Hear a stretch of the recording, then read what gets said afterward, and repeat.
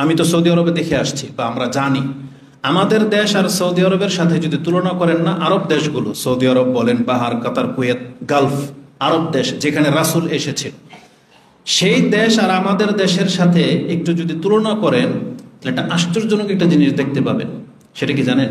এই পৃথিবী তখন অন্ধকারে ছিল, জাহিলিয়াতের যুগ, মানে মূর্খ ছিল সবাই। আল্লাহ ইসলাম দিলেন, আরবরা ইসলাম গ্রহণ করলো। তখন থেকে নিয়ে আজ পর্যন্ত 1450 বছর হয়ে গেছে ইসলামের বয়স। আরবরা ইসলাম গ্রহণ করলো।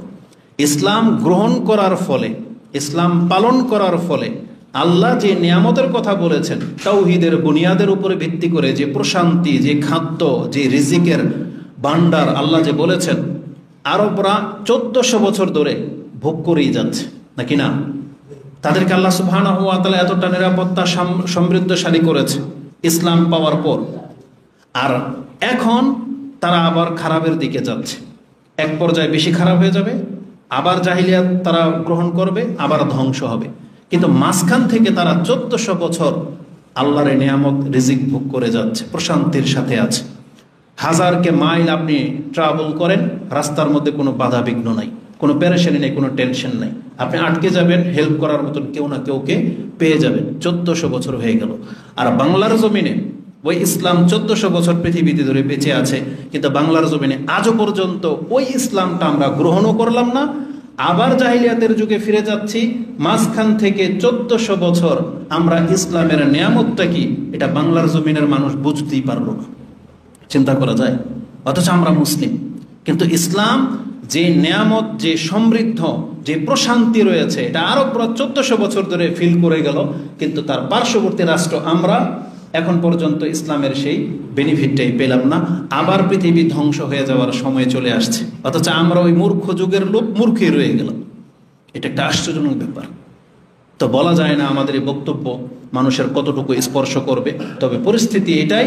দুঃখ লাগে যে আজ থেকে 1400 বছর আগের কোরআন পড়ে আছে, এখন পর্যন্ত অধিকাংশ মানুষকে যদি আপনি মাঠে দাঁড়িয়ে জিজ্ঞেস করেন কারা কোরআন পড়তে পারো, অধিকাংশ হাত উঠবে না। কারা কোরআন বোঝো, ওই হাতগুলো ঝরে যাবে। কারা কোরআনের প্রতি আমল করো, হয়তো হাতই খুঁজে পাওয়া যাবে না। অথচ এই কিতাবটা আপনার পকেটে আছে 100 বছর ধরে, মানে আমাদের জন্ম যতদিন ধরে কোরআনটা আমাদের ঘরে, কিন্তু এখন পর্যন্ত পড়া শিখলাম না। তারা তো মরার সময় চলে আসছে, তার মানে ইসলাম আসলো আবার চলে যাচ্ছে। আর আমি আর আপনি মাঝখান থেকে পৃথিবীতে বসবাস করে গেলাম 70-80 বছর, কিন্তু এখন পর্যন্ত ইসলাম না জানলাম, না ইসলাম মানলাম, না বাংলার জমিনে কবে ইসলাম কায়েম হবে। আর যেদিন ইসলাম কায়েম হবে ওই দিন দেখা যাবে যে পৃথিবী কিয়ামতের সময় চলে আসছে, সেই বেনিফিট আমরা আর পেলাম না। এটা আমাদের জন্য অত্যন্ত দুর্ভাগ্যের একটা ব্যাপার। তবে আল্লাহ সুবহানাহু ওয়া তাআলা তিনি কি ইচ্ছা করেছেন এটা আল্লাহই ভালো জানেন, যে পৃথিবী আরো কত শত বছর বা কত বছর বাকি থাকবে। হতে পারে যদি আরো 500-1000 বছর আল্লাহ বাঁচিয়ে রাখেন, তাহলে আমরা আল্লাহর কাছে দোয়া করব, আল্লাহ যে নিয়ামতটা আরবরা ভোগ করেছে, আল্লাহ তুমি এটা বাংলার জমিনে দিয়ে দাও। আমাদেরকে সেই তাওহীদবাদী বানিয়ে দাও, যাতে করে আমরা এই বাংলার জমিনের মধ্যে আরব দেশের মতন পুতুলগুলাকে সব নিশ্চিহ্ন করে দিতে পারি। এখানে আল্লাহর গোলামি ছাড়া আর কারো গোলামি করবে না, এমন একটা জেনারেশন আল্লাহ তুমি আমাদেরকে দান করো, আমিন। তো কথা হচ্ছে যে দুঃখ লাগে। তো এর পেছনে মূল কারণ কি? ওই এলেম উঠে যাওয়া, দিন দিন এলম গায়েব হয়ে যাচ্ছে। তা আমরা আমাদের মূল বিষয়ের দিকে ফিরে আসি। বিষয়ে যখন নারীদের জন্য যে তাদের দিন শিক্ষার গুরুত্ব কতটা, তখন আমি বলবো ব্যাপারটা যেহেতু মুসলিম আমরা এবং মহিলারা, আমরা যেহেতু মুসলিম, আমাদের ধর্ম ইসলাম, সেখানে নারী আর পুরুষ পৃথক করে কোনো কথা আসবে না। বিশেষ করে এলেম শিক্ষার ব্যাপার যখন হবে, তখন আলাদা করে কোনো কথা আসবে না। ওই আয়াতগুলো তাদের জন্য যেগুলো একজন পুরুষের জন্য। যেমন কোরআনে আল্লাহ সুবহানাহু ওয়া তাআলা বলেছেন, ইয়া আইয়ুহান নাস, হে মানুষ তোমরা শোনো। তার মানে যেখানেই বলা হয়েছে হে মানুষ, তার মানে মহিলারাও মানুষ, পুরুষরাও মানুষ। ওই সমস্ত আয়াতগুলো ওই মহিলাদের জন্য। যেখানে আল্লাহ বলেছেন, ইয়া আইয়ুহান নাস উবুদু রাব্বাকুমুল্লাযী খালাকাকুম, হে মানুষ তোমরা সেই রবের ইবাদত করো যে রব তোমাদেরকে সৃষ্টি করেছেন। তার মানে এখানে পুরুষ মহিলা সবাই সমান। তারপরে আল্লাহ সুবহানাহু ওয়া তাআলা বলেছেন, ইয়া আইয়ুহাল্লাযীনা আমানু উদখুলু ফিস সিলমি কাফা, হে ঈমানদার, যারা নিজেকে ঈমানদার বলে দাবি করো, তুমি ইসলামে পরিপূর্ণর সাথে প্রবেশ করো। এখানে পুরুষ মহিলা আলাদা আছে না? সবাই শামিল। কারণ মহিলারাও ঈমান এনেছে, আমরাও ঈমান এনেছি। তাহলে এই ধরনের আয়াতগুলো সব পুরুষ মহিলা শামিল, তার মানে এখানে পৃথক করার কোনো অপশন নাই। ঠিক ইলমের ব্যাপারে আল্লাহ সুবহানাহু ওয়া তাআলা বলেছেন ইলম প্রত্যেকের উপরে ফরজ, জানতে হবে। আল্লাহ সুবহানাহু ওয়া তাআলা আমভাবে বলেছেন কোরআনের একটা আয়াত, কুল হাল ইয়াস্তাওয়ি আল্লাযীনা ইয়ালামুনা ওয়াল্লাযীনা লা ইয়ালামুন ইন্নামা ইয়াতাযাক্কারু উলুল আলবাব।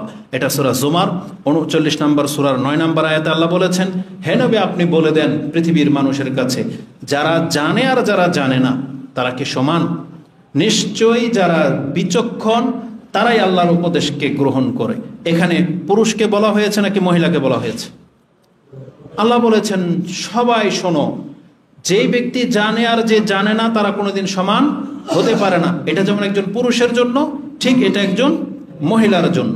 যেমন পুরুষের মধ্যে যেমন জ্ঞানীদেরকে সম্মান দেওয়া হয়, তাদের কাছ থেকে মাসলা মাসাইল গ্রহণ করা হয়। আপনি ইতিহাস পড়েন, দেখতে পাবেন মহিলাদের মধ্যে যারা জ্ঞানী তাদেরও মাসলা মাসলায় কিন্তু আমরা গ্রহণ করি। যেমন হাদিস বর্ণনা করেছেন আবু বকর, তারটা যেমন গ্রহণযোগ্য, মহিলা হিসেবে তার মেয়ে আয়েশা রাদিয়াল্লাহু তাআলা আনহার হাদিস আমাদের কাছে গ্রহণযোগ্য। বরং কিছু কিছু ক্ষেত্রে কিছু কিছু পুরুষের বিচক্ষণতা খুব প্রাধান্য পেয়েছে, আবার কিছু কিছু ক্ষেত্রে এরকম মহিলা পৃথিবীতে জন্মেছে যাদের ধারে প্রান্ত কোনো পুরুষ আসতে পারবে না। যেমন মারিয়াম আলাইহিস সালামের ব্যাপারে এই কথাটাই বলা হয়েছিল যে এটা এমন এক মহিলা, সব পুরুষ তার মহিলাদের সমান হয় না। বুঝেন না? তার মানে কিছু মহিলা আছে যারা আমাদের সাথে দৌড় প্রতিযোগিতায় পারবে না, কোনো ভারী কিছু উঠাতে আমাদের মতো পারবে না। আবার এমনও মহিলা আছে সে যত স্পিডে দৌড় দিতে পারে, সে যত ভারী কিছু উঠাতে পারে, আমাদের মতো দুইজন পুরুষ এটা পারবে না। ঠিক বিদ্যা বুদ্ধির দিক থেকেও এই জন্য আল্লাহ বলেছেন পুরুষ আর মহিলা আলাদা কোনো বিষয় না, যেই ব্যক্তি জানে তার মর্যাদা বেশি। হাল ইয়াস্তাওয়ি আল্লাযীনা ইয়ালামুনা ওয়াল্লাযীনা লা ইয়ালামুন, জাননেওয়ালা আর না জানা ব্যক্তি কোনোদিন সমান হতে পারে না। যারা জানে তাদের মান কি? আল্লাহ বলেছেন তারাই হলো আমার কাছে সম্মানিত। এটা একটা মূলনীতি, আপনি জেনে নেন। আল্লাহ সুবহানাহু ওয়া তাআলার একটা মূলনীতি আছে, আপনি চাইলে সেটাকে খণ্ডন করতে পারবেন না। মানে ওখানে আপনার জোর জবরদস্তি চলবে না। দুনিয়াতে হয়তো আপনি জোর জবরদস্তি করে সেটাকে নিয়ে নিলেন। যেমন এই মিম্বার, এখানে নামাজ আদায় করাবে ওই ব্যক্তি ইমাম হওয়ার যোগ্য যে ব্যক্তি কোরআন সবচেয়ে ভালো জানে। এখন দেখতে পছন্দ হয় না আপনার, খাটো, গরিব ঘরের সন্তান, ঠিকমতো কথা বলতে পারে না, বিদ্যা বুদ্ধি নাই, সার্টিফিকেট নাই, কিন্তু কি আছে? কোরআন ভালো জানে।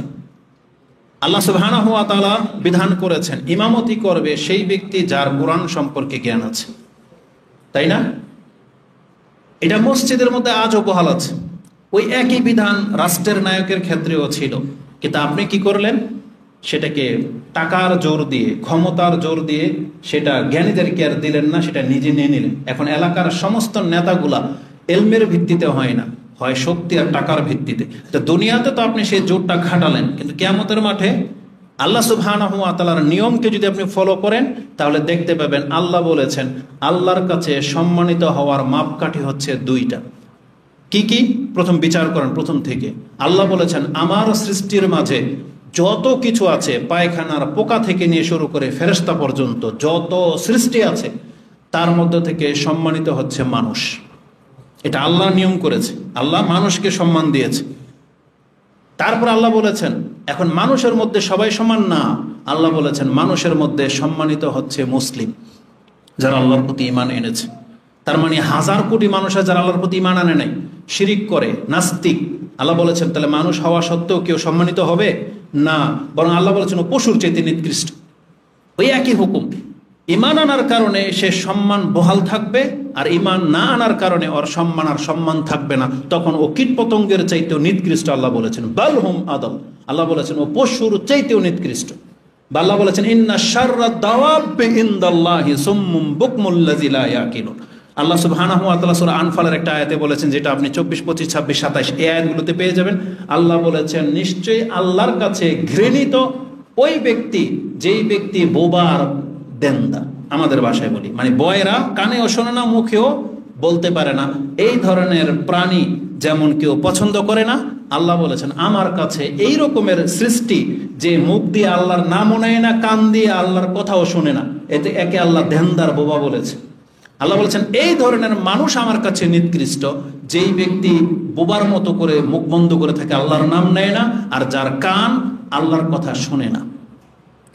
তো পৃথিবীতে আল্লাহ বলেছেন মানুষ সম্মানিত। মানুষের মধ্যে কে সম্মানিত? মুসলিম সম্মানিত। এখন সব মুসলিমকে সমান? আল্লাহ বলেছেন না। দেখেন এখানে আল্লাহ বাছাই করতেছে কাকে কিভাবে প্রাধান্য দেবেন। তারপর আল্লাহ বলেছেন মুসলিমদের মাঝে যার জ্ঞান যত বেশি সে তত সম্মানিত। যেমন আল্লাহ সুবহানাহু ওয়া তাআলা বলেছেন, যে আয়াতটা আপনি সূরা মুজাদালায় পেয়ে যাবেন, ইয়ারফাইল্লাহুল্লাযীনা আমানু মিনকুম ওয়াল্লাযীনা উতুল ইলমা দারাজাত।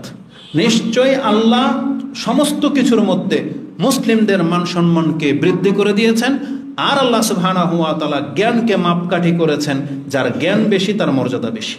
এখানে কি পুরুষ মহিলা স্পেসিফিক বলা আছে নাকি সবার জন্য? সবার জন্য। এজন্য আমাদের মা বোনদেরকে বলবো তারা কেন পেছনে থাকবে, বরং তারা বাস্তব প্রেক্ষাপট দেখতে পাচ্ছে যে একজন মহিলা যখন মাস্টার্স কমপ্লিট করার পর, অনার্স মাস্টার্স করার পর সে যেই পদে চাকরি পায়, একটা পুরুষ কি পাবে? পাবে না। দুনিয়াবী শিক্ষার ক্ষেত্রে আপনি দেখতে পাচ্ছেন যে একজন মহিলা যখন উচ্চশিক্ষিত হয়, সে যখন বিসিএস ক্যাডার হয়ে যায়, তখন যে পদে সে চাকরিটা পায়, এটা তো পুরুষ হওয়ার কারণে আমি আর আপনি পাবো না, কারণ তো শিক্ষার ভিত্তিতে। তাহলে দুনিয়াবী শিক্ষায় যখন সেটা দেখতে পাচ্ছে, তাহলে আল্লাহর ওয়াদা তো সবচেয়ে সত্য, তাই না? এজন্য আল্লাহ বলেছেন ইয়ারফাইল্লাহুল্লাযীনা আমানু মিনকুম ওয়াল্লাযীনা উতুল ইলমা দারাজাত। নিশ্চয়ই যারা মুসলিম এবং যাদের জ্ঞান বেশি তারা আমার কাছে সম্মানিত। আর এর বাস্তব উদাহরণ হচ্ছে পুরুষ হওয়ার কারণে যে আল্লাহ কাউকে বেশি বড় করেছে, আর মহিলা হওয়ার কারণে যে তাকে এটা করা হবে না, এই নীতি যে আল্লাহর খেলাফ, এটা আল্লাহ প্রমাণ করে দিয়েছেন ফেরাউনের স্ত্রী আসিয়া রাহমাহাল্লাহ বা রাদিয়াল্লাহু আনহার দোয়ার মাধ্যমে। সে আল্লাহর কাছে বলেছিল রব্বি বিনিলি ইনদাকা বাইতান ফিল জান্নাহ, আল্লাহ তুমি আমাকে জান্নাত তো দিবাই, ওই ঘর দান করো যে ঘরটা তোমার নিকটে আছে। তার মানে আল্লাহর কাছে সবচাইতে কাছের মর্যাদাটা তিনি একজন মহিলা হয়ে চেয়ে নিয়েছেন, আর আল্লাহ যে তাকে দিয়েছেন তার প্রমাণ স্বরূপ কিন্তু এই আয়াত আল্লাহ নাজিল করে দিয়েছেন। তার মানে আল্লাহর কাছে সম্মান দিতে এখানে আল্লাহ ব্যক্তি বিশেষ করে না, বরং আল্লাহ বলেছেন যে এই জায়গাটা আমার কাছ থেকে নিতে পারবে, সে হোক পুরুষ অথবা মহিলা, আমি আল্লাহ তাকে তার দিয়ে দিব। অতএব একজন পুরুষ যেমন সেই জায়গাগুলো দখল করার জন্য চেষ্টা চালাচ্ছে, পুরুষ যখন হাফেজ হয়, মহিলা আপনার উচিত হাফেজা হওয়া। পুরুষ যেমন আল্লাহ এবং তার কালাম পাঠ করে, পুরুষ যেমন আল্লাহর দিন পালন করে, তাহলে আপনি মহিলা আপনি আল্লাহর দিন পালন করেন, তাতে কি হবে? ওই যে আল্লাহ আপনাকে সম্মানিত করে দিবেন। তো আল্লাহ সুবহানাহু ওয়া তাআলা জ্ঞানকে মাপকাঠি করেছেন এটা পুরুষ মহিলা সবার জন্য, এবং এটা হচ্ছে আল্লাহ সুবহানাহু ওয়া তাআলার কাছে মূলনীতি যে এর মাধ্যমে আল্লাহ কাউকে সম্মানিত করবেন। এজন্য কোনো মহিলা যদি সম্মানিত হতে চায় তাহলে তার জন্য দিন চর্চা করা লাজিম। উপরন্তু আল্লাহ সুবহানাহু ওয়া তাআলা আমাদেরকে কি বলেছেন? যখন ব্যাপার হবে ধর্মের, তখন এই শিক্ষা শিক্ষিত হওয়া এটা প্রত্যেকটা পুরুষের উপর যেমন ফরজ, প্রত্যেকটা মহিলার উপরেও ফরজ। দিন শিক্ষার ক্ষেত্রে, আল্লাহকে জানার ক্ষেত্রে, আপনার ধর্ম পালন করার ক্ষেত্রে, মুহাম্মদ সাল্লাল্লাহু আলাইহি সাল্লাম সম্পর্কে জানার ক্ষেত্রে একটা পুরুষ যেমন দায়ভার রাখে, একটা মহিলারও তেমন দায়ভার রয়েছে। এজন্য ইবনে মাজার সেই হাদিসটা আপনি নিতে পারেন যে রাসূলুল্লাহ সাল্লাল্লাহু আলাইহি ওয়াসাল্লাম বলেছেন তালাবুল ইলমি ফরিদাতুন আলা কুল্লি মুসলিম। প্রত্যেকটা মুসলিমের উপরে ইলম অর্জন করা কি ফরজ। এই অংশটুকু আপনি নিতে পারেন, যেটা ইবনে মাজাতে মুকাদ্দমার মধ্যে রয়েছে 224 রয়েছে। তো এই হাদিসটা আপনি দেখে নিতে পারেন, সেখানে পুরুষ মহিলা সবাইকে শামিল করা হয়েছে। লাইভ চলতেছে না? লাইভ চলতেছে না দিয়েছিলেন তো। তো ধর্মীয় ব্যাপারে আল্লাহ সুবহানাহু ওয়া তাআলা আমাদেরকে মূলনীতি করে দিয়েছেন যে পুরুষ এবং মহিলা প্রত্যেকের উপরে দ্বীনের জ্ঞান অর্জন করা ফরজ। এজন্য আলাদা করে কোনো কিছু বলার নাই। তারপরেও গুরুত্বের ক্ষেত্রে আমাদের মা বোনদেরকে ধর্মীয় শিক্ষার গুরুত্ব আল্লাহ সুবহানাহু ওয়া তাআলা কতটা দেখিয়েছেন আপনি দেখেন। এই শিক্ষার সাথে জড়িত রয়েছে আল্লাহ সুবহানাহু ওয়া তাআলা সম্পর্কে জানা, এই শিক্ষার সাথে জড়িত রয়েছে আল্লাহ সুবহানাহু ওয়া তাআলার ইবাদত সঠিকভাবে করতে পারা।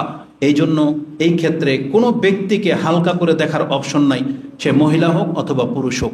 আল্লাহ সুবহানাহু ওয়া তাআলা আমাদেরকে জানিয়েছেন ইন্নামা ইয়াখশাল্লাহ মিন ইবাদিহি আল উলামা, নিঃসন্দেহে যারা জ্ঞানী তারাই আল্লাহকে ভয় করে।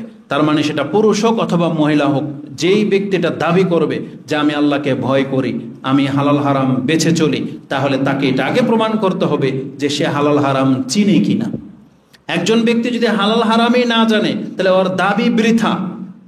সে যদি জানে না এটা যে ব্যাংকের সুদ লাভ এটা খাওয়া হালাল না হারাম, এটা জানে না, তাহলে এই ব্যক্তি যদি দাবি করে যে আমি সুদ থেকে মুক্ত, এটা গ্রহণযোগ্য হবে না। যেই ব্যক্তি তার জীবনের ইনকাম সোর্স সম্পর্কে বিন্দুমাত্র জ্ঞান রাখে না, সেই কথা বলতে পারবে না যে আমি হালাল হারাম বেছে চলি। যেই ব্যক্তি আল্লাহ সুবহানাহু ওয়া তাআলার বিধানের নামাজের ধরনই জানে না, তার মানে সেই ব্যক্তি বলতে পারবে না আমি সুন্দর করে সালাত আদায় করি। যেই ব্যক্তি এটাই জানবে না আল্লাহ কোথায় আছে, তাহলে সে ইসলাম সম্পর্কে কতটা জানে এটা তার এই দাবি করা ভিত্তিহীন হয়ে যাবে। এই জন্য আল্লাহ বলেছেন যারা জানে বা যে জ্ঞান রাখে মূলত সেই আল্লাহকে ভয় করে। আর আপনি বাস্তব দেখতে পাবেন পৃথিবীতে, হ্যাঁ অনেক আলেম সমাজ যারা মাদ্রাসায় পড়া সত্ত্বেও পাপ করে, আপনি হয়তো উদাহরণ দিবেন, কিন্তু এদের সংখ্যা পার্সেন্টেজ কত? আর আপনারা যারা পাপ করেন পুরো পৃথিবী জুড়ে, তারা কতটা ইসলাম সম্পর্কে জানে? জরিপ করলে দেখা যাবে যারা পাপ থেকে বেঁচে আছে তারা মূলত হালাল হারাম জানার কারণেই বেঁচে আছে। তাদের মধ্যে কেউ জেনে শুনে করতে পারে, কিন্তু অধিকাংশরা জেনে শুনেই বেঁচে আছে। আর আপনি জানেন না বিদায় বাঁচেন না, আপনার কাছে সেগুলো হালকা মনে হয়, কিন্তু যারা জানে তারাই বেঁচে আছে অধিকাংশ। যেমন একটা কথার কথা, যেমন টাকনার উপরে প্যান্ট পরতে হবে, এটা যারা জানে তাদের মাঝে যারা মেনে নিয়েছে অধিকাংশরাই টাকনার উপরে প্যান্ট পরে। কিছু আছে হিটলারি করে, কিছু আছে মানে অহংকার প্রদর্শন করতেছে, জেনে শুনে এটা করলো। কিন্তু আপনারা যারা জানেন না, আপনাদের সংখ্যা বেশি। পুরো পৃথিবীর মধ্যে 100 জন মানুষের মধ্যে 90 জনের প্যান্ট টাকনার নিচে, কিন্তু জিজ্ঞেস করেন ওইটা জানেই না যেটা হালাল না হারাম। এই জন্য হয়তো টাকনার উপরে উঠায় না, কারণ ওই শিক্ষাইও পায়নি। তো বোঝা যাচ্ছে যে না জানা ব্যক্তি, তার মানে সেই ব্যক্তি ধর্ম থেকে বেশি সরে যায়। আর যে ব্যক্তি জানে, যেমন শিরক সম্পর্কে যদি আপনি জিজ্ঞেস করেন, অধিকাংশ মহিলারা এটাই জানে না যে কোন কাজে শিরক হয় কোন কাজে শিরক হয় না, এটা জানে না, যার ফলে তাদের মধ্যে শিরকের আলামত বেশি পাওয়া যায়। তাদেরকে এটা শিক্ষাই দেওয়া হয়নি। এই জন্য জরুরি যে আপনি যদি আল্লাহকে ভয় করতে চান তাহলে শিক্ষার বিকল্প কিছুই নেই। এই জন্য যারা ইসলাম বোঝে তারাই দেখবেন অধিকাংশরাই পাপ থেকে বেঁচে আছে বা হালাল হারাম বেছে চলে। যাদের এই জ্ঞানটা তামিজ নাই তারা এগুলোকে প্রক্ষেপ করে না। তা আল্লাহ বলেছেন জ্ঞান শিখতে হবে এই জন্য, যেহেতু জ্ঞানীরাই আল্লাহ সুবহানাহু ওয়া তাআলাকে ভয় করে। উপরন্তু রাসূলুল্লাহ সাল্লাল্লাহু আলাইহি ওয়াসাল্লাম আমাদেরকে বলেছেন এই পৃথিবীতে জ্ঞানের মর্যাদাটা কত। একজন পুরুষকে তো শিখতে হবেই। ইসলামের নীতিমালা হলো সে তার পরিবারের লোকদেরকেও শিখাবে, এমনকি তার ঘরে যদি কোনো চাকরানি দাসী থাকে, শুধু কাজের মহিলা না, দাসী, সেই দাসীকে পর্যন্ত আল্লাহ সুবহানাহু ওয়া তাআলা শিক্ষা দিতে বলেছেন কর্তাকে। রাসূলুল্লাহ সাল্লাল্লাহু আলাইহি ওয়াসাল্লাম থেকে ইমাম বুখারী একটা হাদিস এনেছেন, এটাও ইমাম বুখারী তার ইলমের অধ্যায় এনেছেন, যে 3 শ্রেণীর মানুষ ডাবল নেকি পায়। এমন ব্যক্তি, যেই ব্যক্তি আহলে কোরআন মানে আহলে কিতাব, যে ঈসা আলাইহিস সালাম বা মূসা আলাইহিস সালামের প্রতি ঈমান এনেছিল, আবার মুহাম্মদ সাল্লাল্লাহু আলাইহি সাল্লামের প্রতি ঈমান এনেছে, এই ব্যক্তির যে কোনো ইবাদতে ডাবল নেকি পাবে। তারপরে বলা হয়েছে যেই ব্যক্তি কৃতদাস, এই কৃতদাস যদি আল্লাহর হক আদায় করে আর তার মালিকের হক আদায় করে, এই কৃতদাসের ইবাদতে ডাবল নেকি। আর এমন পুরুষ ডাবল নেকি পাবে যেই কোনো ইবাদতে, যেই পুরুষ সম্পর্কে বলা হয়েছে ওয়ারাজুলুন কানাত ইনদাহু আমাতুন, যার কাছে একটা দাসী আছে, আর এই দাসীর সাথে সে কি করেছে, ফাআদ্দাবাহা ফাআহসিনা তা'দীবাহা, সে তাকে আদব কায়দা শিখালো, উত্তম আদব কায়দা। ওয়া আল্লামাহা ফাআহসানা তা'লিমাহা, এবং তাদেরকে শিক্ষা দিল উত্তম বিষয়ের শিক্ষা। এবং কি করলো, সুম্মা আতাকাহা ফাতাজাওয়াজাহা, এই দাসীকে জ্ঞানী বানিয়ে এখন তাকে মুক্ত করে দিয়ে বিয়ে করে সম্মানিত স্ত্রী হিসেবে মর্যাদা দিল, স্বীকৃতি দিল। রাসূল সাল্লাল্লাহু আলাইহি ওয়াসাল্লাম বলেছেন ফালাহু আজরান, তাহলে এই পুরুষ ডাবল নেকি পাবে। এক মূর্খকে শিক্ষা দেওয়ার কারণে, আর এক কৃতদাসীকে স্ত্রী হিসেবে প্রাধান্য দেওয়ার কারণে তার জীবনের আমলকে আল্লাহ সুবহানাহু ওয়া তাআলা ডাবল নেকি দিবেন। তার মানে এখানে কোন জিনিসটাকে হাইলাইট করা হচ্ছে, সেটা হচ্ছে যে একজন কৃতদাসীকে শিক্ষা দেওয়ার মর্যাদা ইসলামে এতটা দেওয়া হয়েছে, তাহলে সেই ক্ষেত্রে আপনার মেয়ে, আপনার স্ত্রী, আপনার ঘরের মহিলা যারা হবে, তাহলে তাদেরকে শিক্ষা দেওয়ার ব্যাপারে আপনি